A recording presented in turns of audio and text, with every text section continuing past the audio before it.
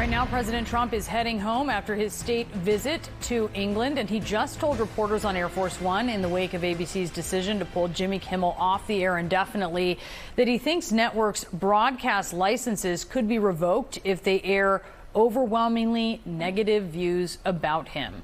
He said in part, "I read someplace that the networks were 97% against me. I get 97% negative, and yet I won it easily," he said, referring to the 2024 election. He goes on to say, "I won all 7 swing states, popular vote. I won everything, and they're 97% against. They give me wholly bad publicity. I mean, they're getting a license. I would think maybe their license should be taken away." ABC suspended Kimmel just hours after FCC Chairman Brendan Carr threatened to take action against ABC and its parent company Disney, adding, quote, "We can do this the easy way or the hard way."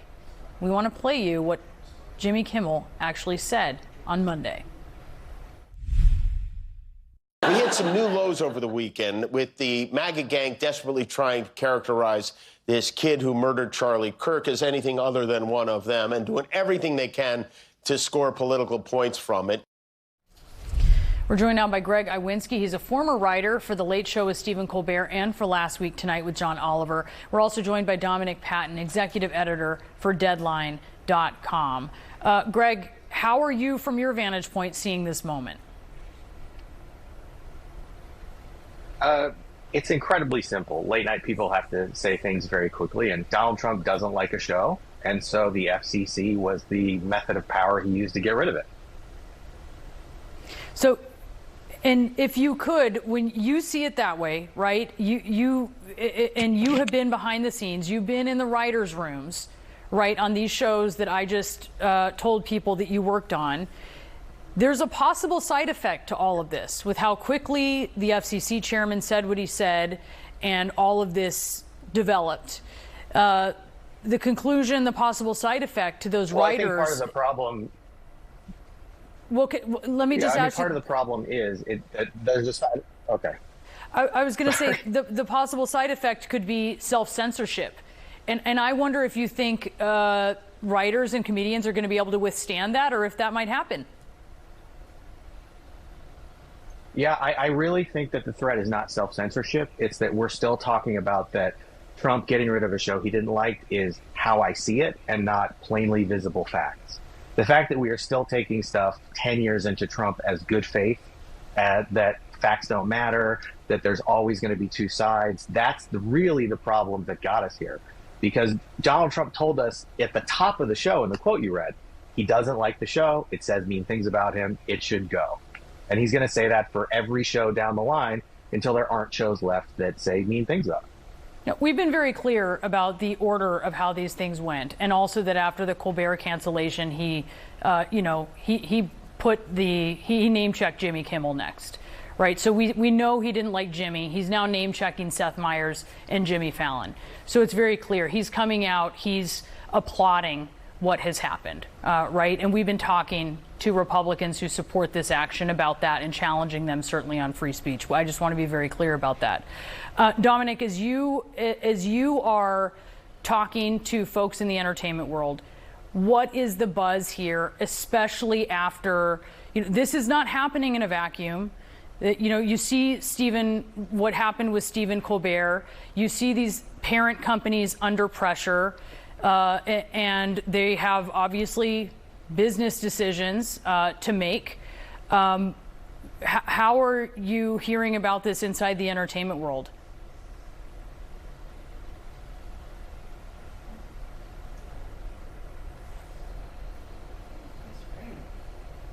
Okay, I'm sorry, Dominic. I actually cannot hear you. We're going to try to get that fixed. Okay, Greg, this becomes a solo interview with you.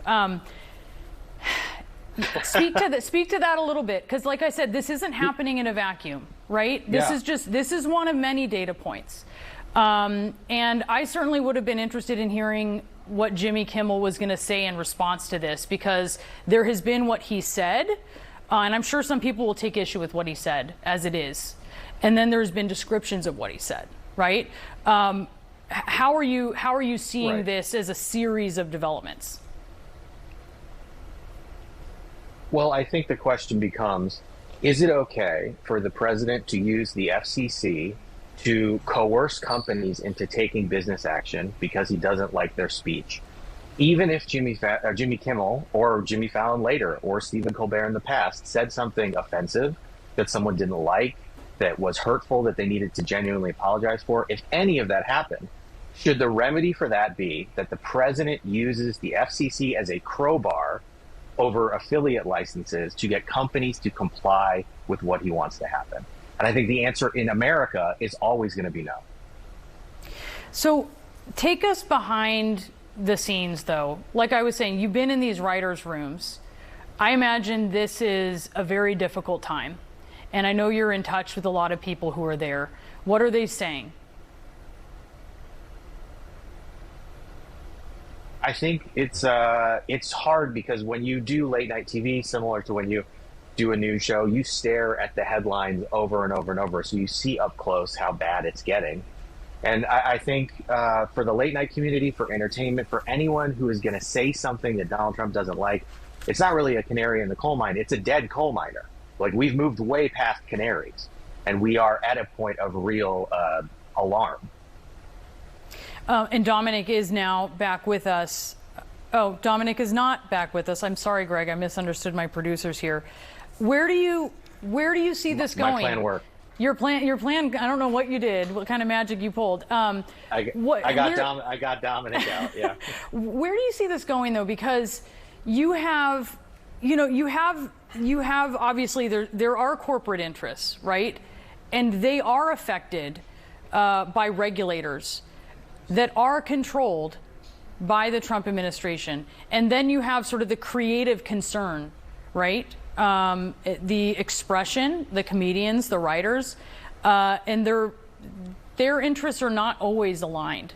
So how do you see that playing out, and how do you see that going from here? Well, I mean, and this has been a long time thing because conservative comedians have been, fighting for 10 years to say slurs again in their comedy. So it's not a new conversation. I think the benefit here is the audience is with us, the people who make things that they like and watch. And a president who's hovering around 30% approval, who's upside down with every demographic and upside down on every issue, is very powerful at using these levers of government in ways they were not meant to be used to personally satisfy him, sure. But the people who are watching the shows that turn on ABC tonight to watch Kimmel and don't see him there because of something that they found maybe in poor taste but not cancelably offensive, those people will be upset too. I mean, Brendan Carr was talking about the power of affiliates and how many complaints they're hearing. I would definitely encourage everyone who wishes they could watch Jimmy Kimmel to call their affiliate and to tell them what they think. Greg, it's great to get your perspective, and we really appreciate you being with us. Greg Iwinski, thank you. Thank you. Boris. As President Trump flies back to Washington, world leaders are now considering some of his latest comments on the world stage. President Trump and British Prime Minister Keir Starmer both touting their strong relationship, though both leaders acknowledge they disagree when it comes specifically to Gaza and the UK's plan to recognize it as Palestinian statehood. The war in Ukraine was also discussed. The president saying of Russian President Vladimir Putin, quote, "He really let me down." CNN's Kristen Holmes is live for us at the White House. Kristen, what more did Trump say? Yeah, of course, Trump saying, again, he really let me down. But the big question is, what exactly is he going to do about it?